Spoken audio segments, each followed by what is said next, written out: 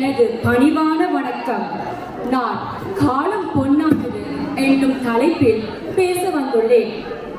காலம் பொன்னானது, அதனை நன்கு மதித்து வாழ்வதே மாந்தரது கடமையாகும். இதனையே காலம் பொன் போன்றது, கடமை கண் போன்றது என்றார் அறிஞர் அண்ணா. பருவத்தே பயிர்சை இளமையிற்கள் என்ற முதுமொழிகள் ஆழ்ந்த கருத்துடையன. அவை நம் முன்னோர் பட்டெறிந்து மொழிந்த மொழிகளாகும். பயிர் செய்ய வேண்டிய காலத்தில் பயிர் செய்ய வேண்டும். வயலை உழ வேண்டிய வேளையில் உழுது விதை விதைத்து பயிர் செய்பவன் உழவன்.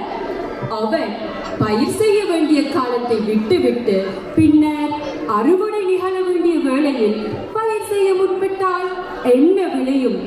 இந்த உண்மையை நாம் ஒருபோதும் மறக்க கூடாது. பருவத்தை பயிர் செய் என்னும் பழமொழி இதனை நமக்கு உணர்த்துவதோடு காலத்தின் அருமையையும் புலப்படுத்துகின்றது.